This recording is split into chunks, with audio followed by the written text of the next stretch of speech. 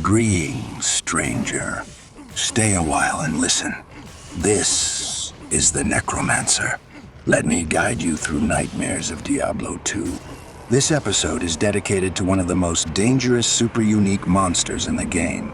He is no other than Lord de Seis, one of the seal bosses, monsters you have to kill in Chaos Sanctuary to spawn Diablo. Why is he so dangerous? Well,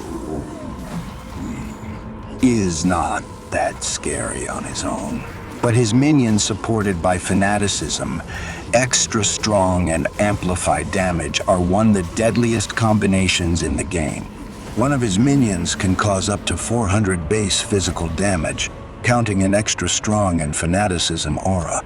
But don't forget that it can crit you, plus you can be cursed. Oh, and it has a 60% chance to cause some extra elemental damage. When we combine it all, one of his minions can hit you for up to 1600 damage. And there are 5 of these minions. This is certain death for any unprepared character. What can you do to protect yourself?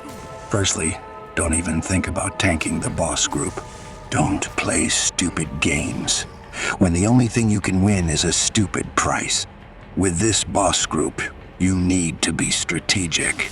Kiting and killing minions one by one might seem like a coward thing to do, but in this case, it's a wise thing to do. Any source of crowd control is also appreciated. Ideally, you want to stun them. If you have any chance to kill them from a distance, do so. If you want to ignore all my warnings and kill them in a close combat, try to lure the minions away from the boss so that they are not affected by the fanaticism aura. In that case, stack as much armor, block chance, and physical resistance as you can. Finally, you can play Lord of Destruction instead of Diablo 2 Resurrected. Why is that? The reason is that Diablo 2 Resurrected brought many changes to the game, and one of them is a more random spawn location for Lord de Seis. If you don't want to be surprised by swift death, play the original game. One more interesting fact to mention. Did you know that Lord de Seis is the only monster in the game with a so-called thief ability?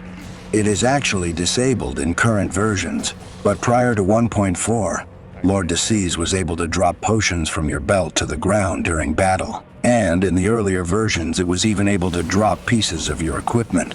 And that's all for this nightmare lecture. Remember to be careful.